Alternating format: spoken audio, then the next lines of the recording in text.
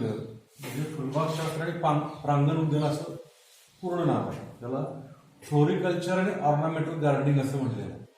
आता ते खूप मोठं नाव होतं पण थोडक्यात प्रत्येक वेळेला येते फुलबागशास्त्र. तर त्याच्यामध्ये मुख्य दोन भाग आहेत.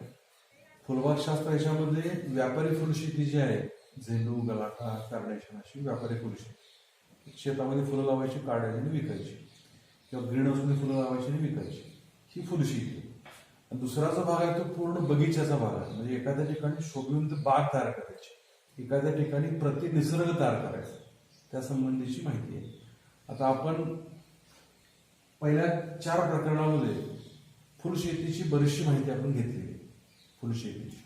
आता आपण जे इथून पुढं काही प्रकरणं बघणार आहोत त्याच्यामध्ये विशेषतः प्रांगण उद्यान अंतर्गत, लँडस्केपिंग अंतर्गत, ऑर्नामेंटल गार्डनिंग अंतर्गत आपण हे प्रकरण आता सुरू करतोय. प्रकरणाचं नाव आपल्या समोर लिहिलंय, क्रमांक 5 आहे. तर उद्यानाची आखणी, ज्याला इंग्लिशमध्ये लेआउट ऑफ अ गार्डन असं म्हणतो. तर याच्यात आपण प्रस्तावना बघू, व्याख्या बघू. उद्यानाची आखणी म्हणजे गार्डन लेआउट म्हणजे पायाभूत बाबी काय आहे आणि मूळ तत्व काय, प्रिन्सिपल्स काय हे आपण अभ्यासू. तर आता प्रस्तावना, जेव्हा आपण उद्यान किंवा गार्डन किंवा बगीचा असा उल्लेख करतो तेव्हा डोळ्यासमोर काय येतं आपल्याला?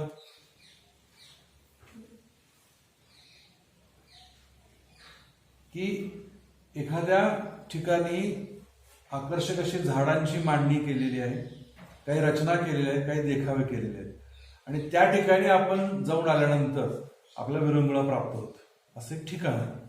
मग जेव्हा आपण एखाद्या मोकळ्या जागेवरती, एखाद्या मोकळ्या भूभागावरती, एखाद्या मोकळ्या भूखंडावरती, मग असा हा मोकळा भूभाग, भूखंड, अगर क्षेत्र हे एखाद्या इमारतीसमोर असेल, एखाद्या व्यक्तिगत बंगल्यासमोर असेल, एखाद्या शाळेसमोर असेल, एखाद्या प्रार्थना समाजाच्या स्थळासमोर असेल, किंवा विद्यापीठाच्या समोर असेल, एखाद्या इंडस्ट्रियल एरियाच्या मध्यवर्ती ठिकाणी पण असेल, शहराच्या मध्यवर्ती ठिकाणी पण असेल, तर असा जो काय मोकळा भूखंड आहे, अशी जी मोकळी जागा आहे, तर त्यावरती आपल्याला बगीचा तयार करायचा आहे.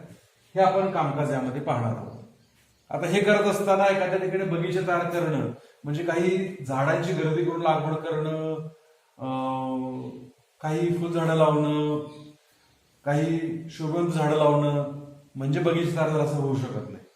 कारण बगीचा तयार करणं ही दुहेरी संकल्पना आहे. म्हणजे कलेचा पण भाग आहे आणि विज्ञानाचा पण भाग आहे. विज्ञानाचा भाग या दृष्टीने आहे की झाडं कोणकोणत्या प्रकारचे आहेत, त्याची नावं काय, की जसं तुम्ही प्रॅक्टिकलचं परवा काही सादरीकरण केलं, खूप छान वाटलं ते.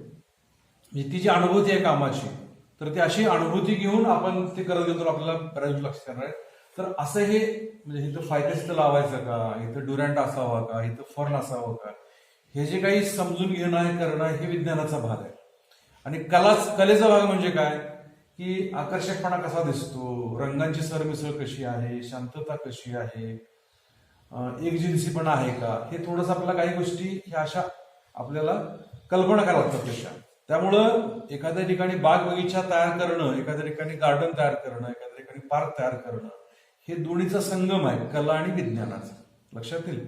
अशा पद्धतीनं आपण बाग तयार करणं हे आपण या प्रकरणामध्ये मूलभूत भाग म्हणून आपण शिकणार आहोत. म्हणजे आपण असं नुसता म्हटलं आणि बाग तयार जसं होऊ शकत नाही. जसं हे पूर्ण प्रकरण संपताना किंवा लँडस्केपिंगचा हा भाग अभ्यासताना एखाद्या ठिकाणी आपण नवीन इमारत जी बांधतो, इंजिनियर येऊन आधी पाहणी करतात, त्यानंतर आखणी करतात, त्यानंतर पाया खुदाई होते, नंतर भरणी, बांधकाम होऊन मग ती इमारत तयार होते, बंगला तयार होतो, 3 मजली 10 मजली इमारत तयार होते. लक्षात आहे.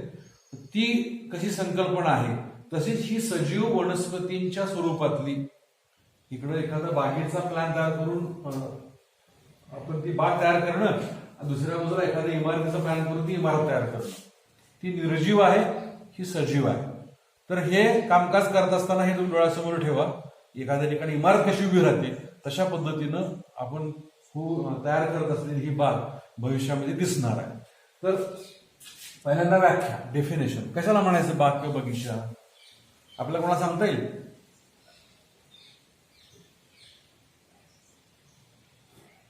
ठीक आहे. तर एखाद्या बंदिस्त क्षेत्रावरती, एखाद्या निश्चित केलेल्या क्षेत्रावरती वनस्पती, झाडे, झुडपे आणि काही रचना यांची मांडणी करून आकर्षक असा देखावा तयार केला जातो, त्यास बाग, बगीचा, गार्डन किंवा पार्क असं म्हणतो. एखाद्या बंदिस्त मर्यादित क्षेत्रावरती शोभिवंत झाडे, फुलझाडे आणि काही रचना यांच्या माध्यमातून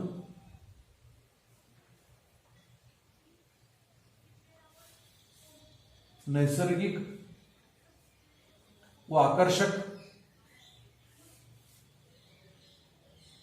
अशी प्रतिनिसर्गाची मांडणी तयार केली जाते, त्यास बाग किंवा बगीचा असं म्हणतात. तर याच्यामध्ये दोन शब्द येतात बऱ्याच वेळा, गार्डन आणि पार्क.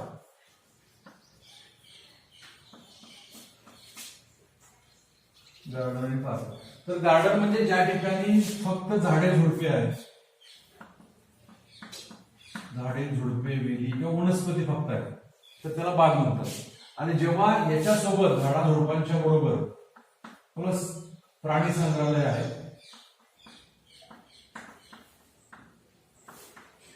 किंवा पशु संग्रहालय आहे किंवा एखाद्या ठिकाणी मत्स्यालय आहे, अशा ठिकाणाला पार्क म्हणतात. म्हणजे उद्यान म्हणलं की फक्त झाडं झुडपांची रचना येईल, तळी, कारंजे, बैठक व्यवस्था, फुलझाडे हे सगळे या ठिकाणी येईल. जेव्हा त्याच्यामध्येच आपण प्राणी संग्रहालय किंवा पशु संग्रहालय किंवा मत्स्यालय संकल्पना, आपण मत्स्यालय ॲक्वेरियम, आकर्षक असे मासे काचेच्या पेटीमध्ये ठेवतात आणि ती त्या बागेची शोभा वाढवतात. म्हणजे ही पार्कची संकल्पना कशी आलेली आहे की एखाद्या बागेमध्ये जाणं आणि अशा एखाद्या बागेमध्ये जाणं की ज्या ठिकाणी हरणांची अशी त्या ठिकाणी उपस्थिती आहे किंवा माकडांची उपस्थिती आहे, हिंस्र प्राण्यांची भले लांब असेल ना, कुठेतरी एखादी डरकाळी ऐकू येते, तर ते आपल्याला जास्त आकर्षक वाटतं किंवा ते जास्त नैसर्गिक वाटतं. शेवटी बाग बगीचा तयार करणं हे निसर्गाचं रूपच आपण तयार करणार आहोत. लक्षात आहे बघा, एखादं झाड आपण जेव्हा घरासमोर लावतो किंवा 4 कुंड्या आपण जेव्हा लावतो, तेव्हा त्या कुंड्याच्या स्वरूपामध्ये, त्या झाडा स्वरूपात आपण निसर्गाच्या सानिध्यात जातो. तर ही संकल्पना पुढे का आलेली आहे, तर वेगवेगळ्या कारणामुळे, विशेषतः औद्योगिक क्रांती जेव्हा झाली, औद्योगिक क्रांतीनंतर मनुष्य प्राणी हा गावांपासून तो शहराकडे अधिक आकर्षित केला गेला रोजगाराच्या निमित्तानं. आणि जेव्हा शहर आपण म्हणतोय त्या ठिकाणी जंगलं आहेत, मात्र ती सिमेंटची आहे. त्याकडे नैसर्गिक जंगल नाही आहे. सिमेंट जंगल असे आपल्या येते, म्हणजे मोठमोठे इमारतीच आहेत सिमेंट पासून तयार केल्या किंवा घर आहेत, झाडांची आणि जंगलांची त्या ठिकाणी उपस्थिती नाही किंवा बऱ्याच ठिकाणी ही जंगलांची तोड करून त्या ठिकाणी शहरं बसवलेली आहेत. लक्षात येते. मग ह्याचा परिणाम काही वर्ष अभ्यास केला तर लक्षात आला की शेवटी मनुष्य हा ह्या निसर्गाचा एक भाग आहे. बाकीचे प्राणी कसे आहेत तसं मनुष्य प्राणी पण त्या निसर्गाचाच भाग आहे. जेव्हा तो निसर्गापासून वेगवेगळ्या कारणामुळं, नोकरीच्या निमित्तानं, व्यवसायाच्या निमित्तानं, सेवेच्या निमित्तानं तो शहरामध्ये गेला, निसर्गापासून दूर गेला, तेव्हा त्याला वेगवेगळे आजार, वेगवेगळ्या व्याधी, वेगवेगळ्या समस्या शारीरिक मानसिक येत गेल्या. आणि तो जेव्हा पुन्हा निसर्गाकडे काही कारणामुळे जर गेला तर त्याला खूप बरं वाटतं. जसं तुम्हाला म्हणणे की आपलं उद्या पन्हाळा या ठिकाणी सहलीसाठी जायचं, बघा तुम्हाला लगेच फ्रेश वाटतं किंवा मानसिक. तर निसर्गासाठी आपण जेव्हा जातो तेव्हा निश्चित मनुष्याला एक विरंगुळा मिळतो. मग असा हा विरंगुळा प्राप्त करायला प्रत्येक वेळेला तुम्हाला पन्हाळा घेऊन जाऊन शिकवायचं काम कसं होईल?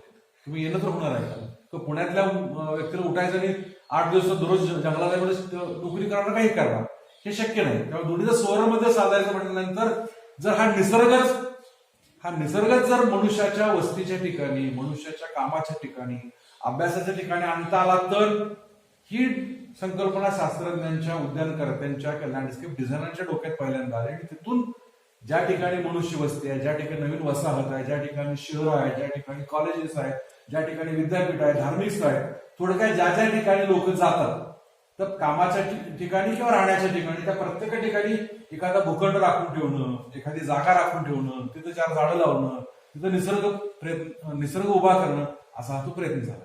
लक्षात येईल. म्हणजे बाग किंवा बगीचा म्हटल्यानंतर अशी एखादी बंदिस्त जागा, अशी एखादी सुरक्षित जागा, अशी एखादी निश्चित मार्किंग केले जागा की ज्या ठिकाणी झाडं, झुडपं, वेली, काही रचना यांच्या माध्यमातून निसर्ग तयार केलेला आहे, आनंददायी वातावरण तयार केलं, विरंगुळा त्या ठिकाणी मिळू शकतो, निसर्गाच्या सानिध्य त्या ठिकाणी लाभतो, अशा जागेला गार्डन म्हटलेलं आहे. लक्षात येईल. आणि जेव्हा ह्या गार्डनमध्येच प्राणी संग्रहालय, पशु संग्रहालय, मत्स्यालय यांचा समावेश केला जातो, लक्षात ठेवा, तेव्हा त्याला काय म्हणायचं, पार्क म्हणायचं.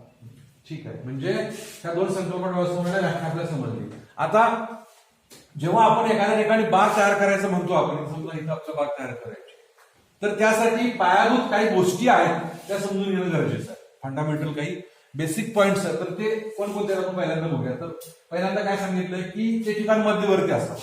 आता मध्यवर्ती का सांगितलंय की एखाद्या ठिकाणी वस्ती आहे आणि वस्तीच्या एका टोकाला समजा 5 किलोमीटर पूर्व पश्चिम अशी वस्ती, एखादं गाव आहे, एखादं वसाहत आहे, आणि ते त्या वस्तीपासून 5 किलोमीटरवरती एखादी जर बगीचा तयार केला तर भूखंड मोकळा आहे, तरी इथली लोक तेवढी तिकडे जाऊ शकणार नाही. आणि ते जर मध्यवर्ती ठिकाण असेल तर सगळ्या बाजूने लोक त्या ठिकाणी येतील. म्हणजे हे जे काही आपण बाग तयार करणार आहोत तर ते ठिकाण मध्यवर्ती असावं. म्हणजे मध्यवर्ती असल्यामुळं त्या ठिकाणी लोकांना ऍक्सेस लवकर मिळतो. सेंट्रल बस स्टँड असं म्हणतात, म्हणजे मध्यवर्ती ठिकाण असं सुरुवातीपासून कसं वसवलं, कारण सगळ्या ठिकाणी लोकांच्या ठिकाणी येत आहे. त्यानंतर त्या ठिकाणची माती चांगली पाहिजे, हे समजायला सोपं आहे, अडचण नाही, कारण झाडं आपण त्या ठिकाणी लावणार. माती वेळा शेतीमध्ये आपण राबवू शकत नाही, माती चांगली पाहिजे. जर थोडीशी फरकाची असेल तर आपण थोडं खुदाई करून त्याने चांगली माती आपण भरतो, म्हणजे मुळात माती चांगली पाहिजे.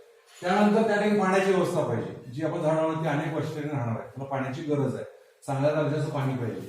त्यानंतर प्रकाश व्यवस्था, तर या ठिकाणी कसं अपेक्षित केलेलं आहे की पुरेसा सूर्यप्रकाश त्या ठिकाणी उपलब्ध पाहिजे. तशी व्यवस्था आपण पूर्वेकडे कमी उंची झाडावर आपण ते करून देणार आहोत. हे अशी संकल्पना ठिकाणी मांडलेली आहे. प्रकाश, सावली आणि उजेड या दोन्हीचा त्याकडे वेळ घालून आपण ते व्यवस्था करायचं. तो डोक्याला आपला पाहिजे पहिल्यांदा. म्हणजे एखादं झाड आपण लावलं, वॉटर पाम लावतो, किती उंच वाढतो, फायकस लावतो किती उंच वाढतो, रेन ट्री आपण लावतो किती उंच वाढतो, शिरीष किती मोठा वाढतो, हे आपल्याला माहित पाहिजे. आणि नंतर त्याला जर गर्दी केली तर गर्दी केलं ठिकाण म्हणजे बाग बगीचा होऊ शकत नाही. उलट जास्तीत जास्त मोकळी जागा पाहिजे आणि कमीत कमी झाडं पाहिजे, तरी पण निसर्ग रूप तयार व्हावं अशी ती संकल्पना आहे. ते जर नुसतं गर्दी करून झाड की जंगल होईल.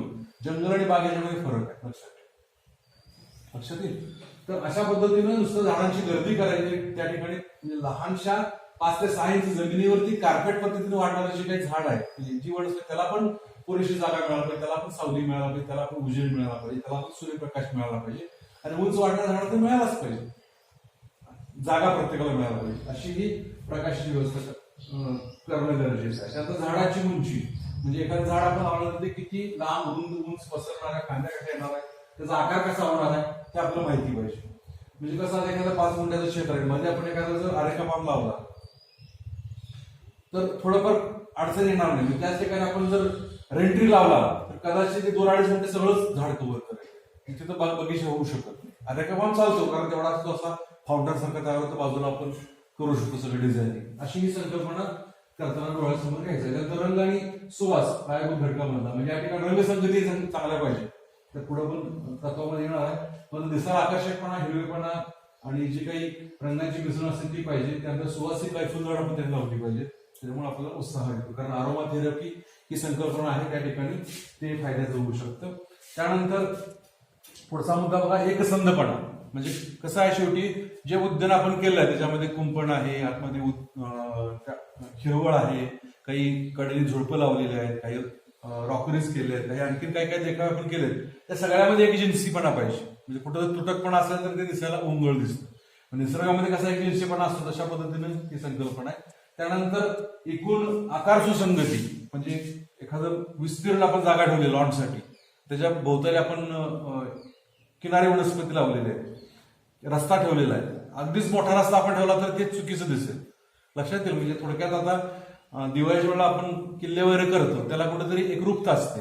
म्हणजे समजा किल्ला आता असा केलेला आहे, समजा हे सगळा एवढा मोठा रस्ता ठेवला तर ते बरोबर दिसेल का, तेवढा रस्ता पाहिजे त्याला. अशा पद्धतीने प्रमाणबद्धता महत्वाची आहे. कुठेही आपण बेडप पण आणला तर ते बरोबर दिसत नाही. अशा पद्धतीनं आकार सुसंगत पाहिजे. त्यानंतर इमारतीतली एकरूपता, ही संकल्पना कशी मांडलेली आहे की बऱ्याच वेळेस एखादी इमारत मध्ये असते, एखाद्या मोकळ्या भागात काही कारणामुळे किल्ले असते, तर भविष्यामध्ये त्याच्या भोवताली उद्यान तयार करून इमारत ही त्या भागाशी एकजीव होईल अशा पद्धतीनं त्या ठिकाणी काही झाडं झुडपं, काही वेली किंवा काही त्या भिंतीवर चिकटून वाढतील अशा वनस्पती लावायच्या आणि ते एकरूपता आणून द्यायची. त्यानंतर शेवटचा मुद्दा सांगितलं, नक्कल टाळणे. नक्कल टाळण्याचा अर्थ काय, आपण एखाद्या ठिकाणी नवीन बाग तयार करतो आणि त्याच्या बाजूला एखादी चांगली बाग आहे, तर त्याचीच सगळी आपण कॉपी करून इकडे पेस्ट केली, त्याची नक्कल आपण केली, तर ज्या लोकांनी ते उद्यान बघितलं आधीच, ती लोक जर ही उद्यान बघायला आले की नाही, आणि हे काय विशेष वेगळं नाही त्यामध्ये, ते सिद्ध केलं की निघून जात. म्हणजे उद्यान ही संकल्पना अशी आहे, बाग ही संकल्पना अशी आहे की त्याच्यामध्ये नाविन्यपूर्णता पाहिजे, त्याच्यामध्ये वेगळं पण पाहिजे, तोचपणा नको. आता ब्रिटिश उद्यान नावाचे एक संकल्प म्हणजे एक प्रकार आहे, त्याच्यामध्ये तर असं करतात की पावसाळ्यात ती बाग वेगळी दिसेल, हिवाळ्यात वेगळी दिसेल, उन्हाळ्यात वेगळी दिसेल. विशेषतः सीझनल प्राणी जास्त लावतात, कारण एखादी बगीचा आपण तयार करून ठेवला आणि त्यामध्ये फार बदल काय करू शकलो नाही, मोठ्या झाडांचा बदल करू शकत नाही, 3-3, 4-4 वाटा झाडांचा बदल करू शकत नाही, आपण झुडपाचा बदल करू शकत नाही, तर मग परत तोचपणा येतो. मग निसर्गासाठी लोक का जातात, ऑफिसमध्ये लोक फिरायला काय जातात, ऑफिसमध्ये ठराविक लोक आहेत, ठराविक रुटीन आहे, ब्रेक ठरलेला आहे, कामकाज ठरलेलं आहे, चेहरे ठरलेले आहेत, लक्षात आहे काय, ते नको असते. आणि ते पुन्हा बागेमध्ये जर तीच झाडं, तीच रचना, तेच जर दिसायला लागलं तर ती कंटाळा वाटते. म्हणून ब्रिटिश उद्यानकर्त्यांनी, ब्रिटिश लँडस्केप डिझायनरनी ही संकल्पना राबवली की पावसाळ्यामध्ये हंगामी फुलझाडं वेगळी असतील, हिवाळ्यामध्ये वेगळी असतील, उन्हाळ्यात वेगळी असतील. लक्षात येईल, जेवढं काही हंगामी फ्लॉवर बेड्स आहेत तेवढं ते वेगळं करतात की तोच टाळतात. नक्कल मुद्दा यासाठी असं सांगितलंय की एखाद्या ठिकाणी असलेली बाग आहे तशी रिपीट करायची नाही. त्यामुळं तिथं उद्यान बघून आले लोक आपल्याकडे आल्यानंतर ते लगेच निघून जातात किंवा बघण्याचं टाळतील, तिथं विशेष काय नाही. म्हणजे लोकांच्याकडे उत्सुकता पाहिजे, इथं काय डिझाईन केलं, तिथं काय केलं, तिथं काय वेगळं, पण अशा पद्धतीने असेल तर हे उद्यानाच्या आखणी अंतर्गत पायाभूत मुद्दे म्हणजे आहेत, बेसिक पॉइंट्स, तर ते या ठिकाणी पूर्ण होतात. म्हणजे हे आपण डोळ्यासमोर घेतलं तर उद्यान चांगल्या पद्धतीचं होऊ शकतं, बाग चांगल्या पद्धतीची होऊ शकते, निसर्गाचं रूप होऊ शकते. आता मूल तत्व प्रिन्सिपल, त्याच्यामध्ये काय शंका आहे काय, पायाभूत मुद्द्यांमध्ये असेल तर विचार, एखादं कळलं नसेल तर विचार.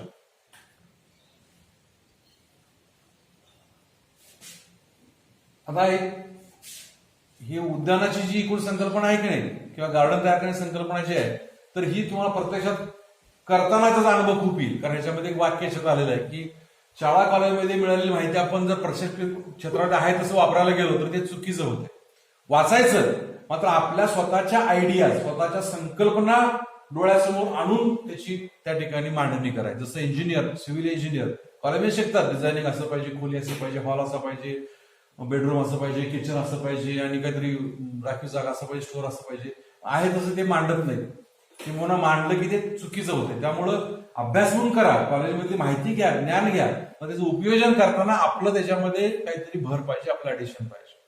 हे करत असताना तुम्हाला हे लगेच फील होतं असं काम करायला मिळेल असं नाही. त्यासाठी पहिल्यांदा कागदावरती काही डिझाईन करायची तयार, आणि ते म्हणजे असं अशी पायवाट, अशी मध्ये मोकळी जागा, इथे हिरवळ, त्याच्या बाजूनी असे फुलांची वाफे केलेले आहेत, हे कुंपण केलेलं आहे, इथं मोकळी जागा ठेवली आहे, इथं रॉकरी केलेली आहे, असं जर काही डिझाईन तुम्ही कागदावरती काढला तर ह्या गोष्टी लवकर समजतील. नसेल तर हे समजायला थोडंसं जड आहे, लक्षात ठेवा. लक्षात आहे काय, गुलाबाची शेती म्हणाला की आपलं स्पष्टपणे आपण करत जातोय की कसं इंग्रजी नाव, शास्त्रीय नाव, फुल, महत्व, असं हवामान, जमीन असं कळत होतं. एक लिंक राहते, ह्यात पण लिंक आहे, पण मुद्दा बदलला की थोडं तिची संकल्पना बदलत जातात. ह्याच्यामध्ये आयडियाज वापरतात जास्त आपल्याला, लक्षात ठेवा, आयडियाज वापरला लागतात आपल्याला. आणि ह्या आयडियाज तुम्ही जेवढ्या स्वतः त्या कागदावरती, कागद एक क्षेत्र धरायचं, भूखंड धरायचा, त्यावरती ते डिझायनिंग उमटवत जायचं. हे तुम्ही करत गेला तर लवकर स्पष्ट कळेल. कमीत कमी त्रासामध्ये जास्तीत जास्त तुम्हाला लिहिता येईल. ठीक आहे, मी तर तुम्हाला नेहमीसारखं सांगितलं, जो प्रयत्न करेल त्याला ते लवकर कळेल.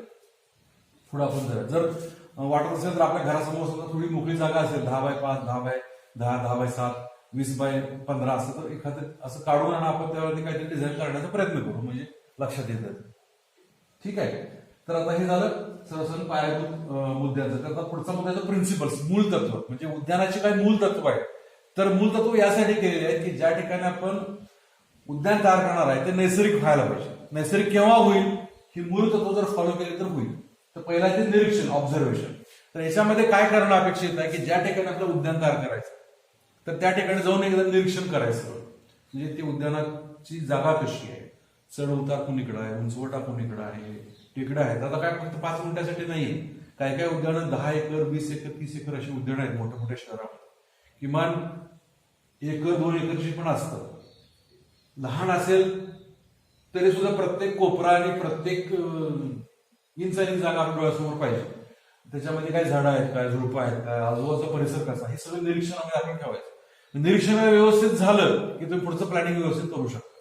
म्हणजे त्या जागेवरून आपण ऑफिसमध्ये आल्यानंतर, घरी आल्यानंतर आपण डोळ्यासमोर ती जागा राहील अशा पद्धतीने ते बघून घ्यायचं. त्याला म्हणायचं निरीक्षण, ऑब्झर्वेशन पहिला होतं.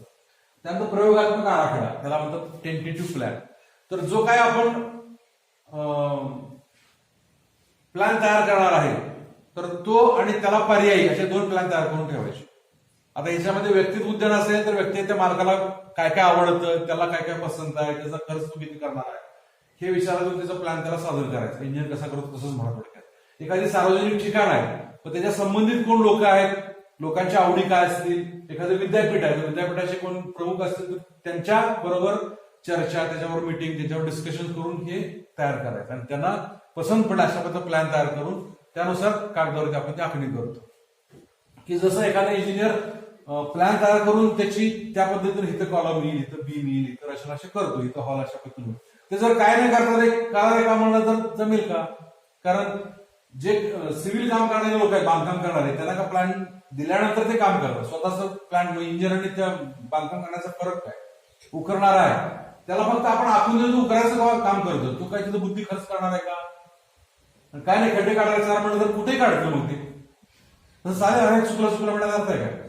त्यामुळं जो व्यवस्थित काम करणार आहे तो हाताखाली त्याला कळणाऱ्या भाषेमध्ये आपण त्याला सांगा. आपण काय सांगून जाऊ शकतो? फॉलो म्हटलं तर तिथं 4 आम्ही रेषा मारलेल्या आहेत, आखणी केली आहे, मध्ये कुंटी मारली आहे, तिथं झाड होईल अशा पद्धतीनं तू 2 बाजूचा खडा काढून ओके म्हणते लगेच. तर असं हे आखणी करायची कागदावरती आणि ती तिकडे उमटवण्यासाठी प्रयोगात्मक आराखडा काढून दाखवायचा. आणि तो येस म्हणला की मग ते क्षेत्रावर आपण उतरवतो. लक्षात येईल? आणि जर कुठल्या तरी एखाद्या बागेत दाखवून आणावं लागेल, हे शक्य होईल का? त्यामुळे या पद्धतीने सांगितलं, एक शास्त्र म्हणून सांगितलं. लक्षात ठेवा, कलेचा भाग त्याच्यामध्ये आहे, मात्र शास्त्र म्हणून सांगितलेलं आहे आणि त्या पद्धतीने आपण फॉलो करत जायचं. बऱ्याच आपण शॉर्टकट करतोय. सरांनी सांगितले कागद कशाला काढायला पाहिजे, आपण डायरेक्ट समजून लिहू की परीक्षेपुरतं येईल.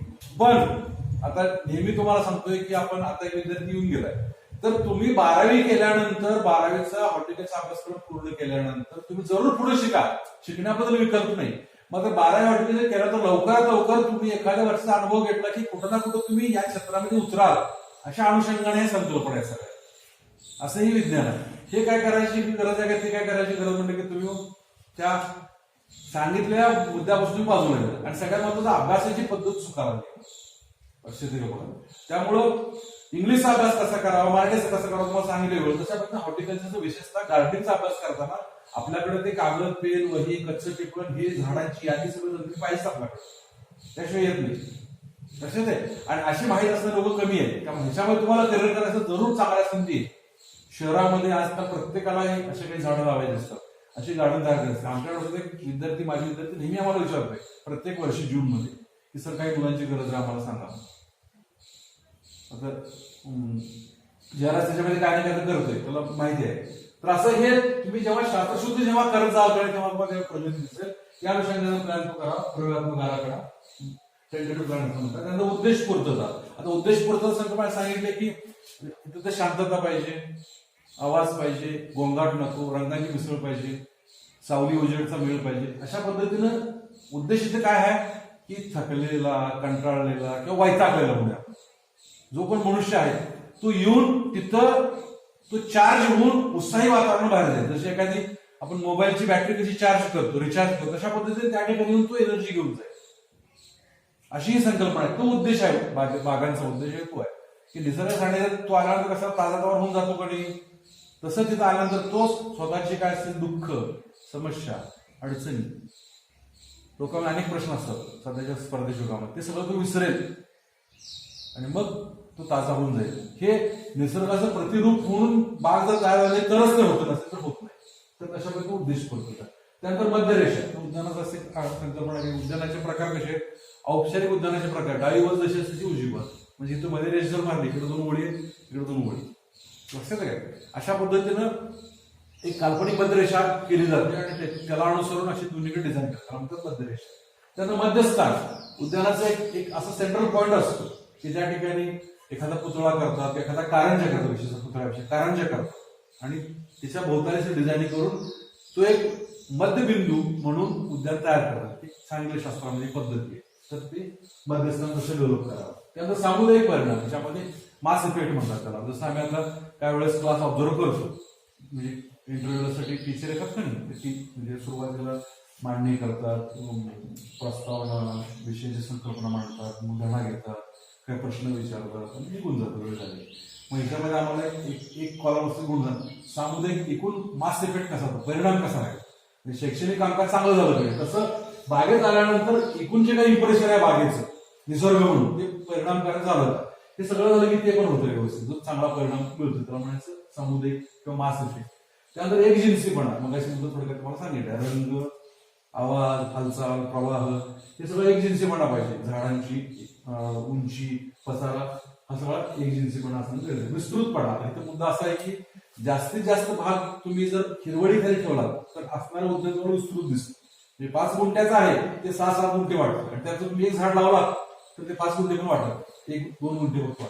ती आपली स्वतःची तशा पद्धतीनं कागदावरती उतरवण्याची पद्धत आहे किंवा मांडणीची पद्धत आहे. थोडक्यात गर्दी करणारी किंवा मोठी झाडं लहान उद्यानात लावायची नाही, जागा बघून त्या पद्धतीने लावायचं. एखाद्या वडाच्या झाडाला 2-3 गुंठे जागा लागत असेल तर 5 गुंठ्यात ते लावत झाड ते जागाच कव्हर करून टाकेल. बाकीच्या सगळ्या संकल्पनांना जागा शिल्लक राहायला पाहिजे. नको हिरवळीला जागा पाहिजे, कुंपणासाठी जागा पाहिजे, झुडपांसाठी जागा पाहिजे, फिरण्यासाठी जागा पाहिजे, पॉन्डसाठी जागा पाहिजे, कारण्यासाठी जागा, ही जागा आणायची होती.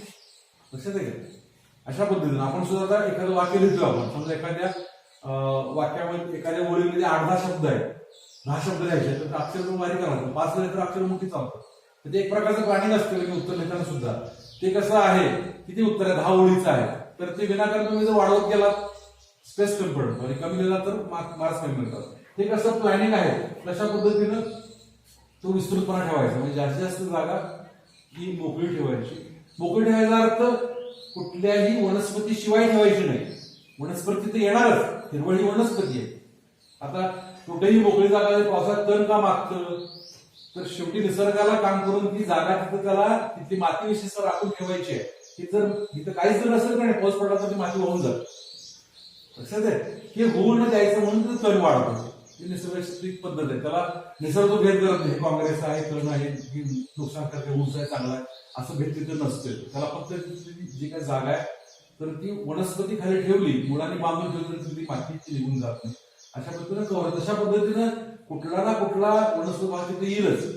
फक्त रस्ते पायवाटा तिथे काही येणार नाही, बाकी ठिकाणी कुठल्या कुठल्या प्रकारची वनस्पती येणारच, हे खूप माहिती असावं. त्यानंतर पुढे सांगितलंय विभागीय रेषा. तर विभागीय रेषा म्हणजे कसं होतं, एखाद्या ठिकाणी प्लेइंग ग्राउंड केलंय, एखाद्या ठिकाणी स्विमिंग पूल केलाय किंवा टेनिस कोर्ट केलाय, तर रेषामध्ये आपण भिंत बांधून त्या रेषा मारू शकत नाही, कारण निसर्गाच्या भिंती असतात. मग हेच आपण खुबीनं एखाद्या ठिकाणी पाण्याचा प्रवाह ठेवलाय किंवा एखाद्या ठिकाणी आपण पायवाट ठेवली, एखाद्या ठिकाणी रस्ता ठेवलाय, याच्या माध्यमातून एक भाग दुसऱ्या भागापासून वेगळा करायचा. की जसं ब्रिटिश काळामध्ये राज्य निर्मिती झाली, नदीच्या अलीकडचं एका राज्यामध्ये, नदीच्या पलीकडचं दुसऱ्या राज्यात, अशा काही ठिकाणी सीमा झाल्या.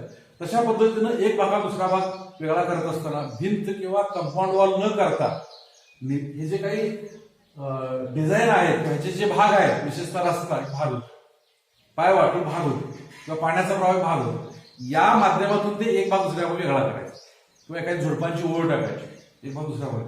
भिंत बांधणं म्हणजे कृत्रिमपणा लक्षात ठेवा. अगदीच कडेला गरज आहे बांधायची भिंत, मग त्याच्या अलीकडे झुडपं लावायची, आलेलं भिंत दिसणार नाही असं बघायचं. निसर्गाच्या भिंती असत नाही, जरी असं तर त्या निश्चितपणे त्यावरती कुठलं कुठलं गवत वाढलेलं असतं. अशी ही संकल्पना आणली. त्यामुळं एक भाग दुसऱ्या भागापासून वेगळा करायचा, मात्र ही करत असताना त्या ठिकाणी भिंतीची बांधकामं न करता, कृत्रिम रचना न करता करायचा. त्यासाठी आता सांगितलं हे पाण्याचे प्रवाह किंवा पायवाटा किंवा रस्ता हा भाग त्या ठिकाणी ठेवायचा. नंतर पोत, टेक्स्चर म्हणतात त्याला. तर पोत याचा अर्थ काय आहे, नजरेला बघायला आणि कानाला ऐकायला चांगलं वाटावं अशा पद्धतीने रचना करायची, आपण टेक्स्चर. त्यानंतर प्रमाणपत्र आणि मोजमाप. तर ह्याच्यामध्ये टेकडीची उंची किती होणार आहे, तळीची खोलगटपणा किती होणार आहे, एखादं झाड किती उंच वाढणार आहे, झुडूप किती उंची राहणार आहे, किती आपण छाटणी करणार, एकमेकाशी प्रमाणबद्ध ठेवायचं, बेडप करू द्यायचं नाही. त्याला म्हणायचं प्रमाणपत्र आणि मोजमाप. म्हणजे 5 फूट 7 फूट खोल असं अशी मोजमाप व्हायची. त्यानंतर सूर्यप्रकाश. तर सूर्यप्रकाश ही संकल्पना अशा पद्धतीने सांगितली की पूर्व आणि पश्चिम दिशा माहीत पाहिजे आपल्याला. सकाळचा सूर्योदयाचा प्रकाश आणि सायंकाळचा मावळीचा प्रकाश दोन्ही वेळा तो प्रकाश आपल्या बागेमध्ये येईल, त्यामुळे रोग किडी कमी येतील आणि ज्या झाडांना जेवढा प्रकाश पाहिजे तेवढा मिळेल अशा पद्धतीने झाडांची रचना करायची. सावली आणि उजेड पण त्या पद्धतीनं तो मेळ घालायचा. रंगसंगती, रंगसंगती तानापी निपाचा हे जे काही इंद्रधनुष्याचे रंग आहे त्या पद्धतीने रंगसंगती करा. आपल्या आवडीनुसार light colour, contrast colour, dark colour असं पण कॉम्बिनेशन करू शकते. विशेषतः झुडपांच्या माध्यमातून, झाडांच्या माध्यमातून किंवा फुलझाडांच्या माध्यमातून करावं. त्यानंतर गतिक्षमता आहे, मोबिलिटी, त्याच्यामध्ये पाण्याचे प्रवाह असतील किंवा मग हरणांचं कळप जाणं किंवा पक्ष्यांची हालचाल होणं, त्याच्यामध्ये त्याला गती येते. पाण्यात म्हणजे एका ठिकाणी राहिलेलं पाणी, एका ठिकाणी पळणारं पाणी, तर पळणाऱ्या पाण्यामध्ये गती येते. तशाच पद्धतीनं ही जी काही पक्षी, प्राणी आणि इतर हालचाल करणाऱ्या ज्या ज्या गोष्टी आहेत, वाऱ्याचा प्रवाह, त्याच्यामुळे गती क्षमता येईल अशी रचना करायची. म्हणजे एखाद्या आपण एकदम आडोसा केला त्या ठिकाणी वारा येत नाही, वारं आले की आपण कसं बेचैन होतो, एखादी मंद प्रवाहात असेल तर आपण वाहतो. तर तशी ही हालचाल त्या ठिकाणी होईल. वाऱ्याला तसा त्या ठिकाणी अटकाव न करणं ही गतिक्षमता लक्षात येईल. आणि शेवटची आहे ते धाटणी किंवा स्टाईल म्हणतात त्याला. तर या ठिकाणी उद्यानाच्या वेगवेगळ्या स्टाईल्स आहेत, म्हणजे मोगल स्टाईल किंवा ब्रिटिश स्टाईल, जापनीज स्टाईल, यातलं कुठलंही एक आपण निवडायचं, त्या पद्धतीने उद्यान तयार करायचं अशी संकल्पना. ठीक आहे. थोडासा समजा जड आहे भाग, मात्र तुम्ही प्रयोग केला, कराल, निरीक्षण कराल, स्वतः काहीतरी करण्याचा प्रयत्न केला तर कळत जाते. परिसृष्टीने एक दोन मोठे प्रश्नावरती येऊ शकतो. ठीक आहे.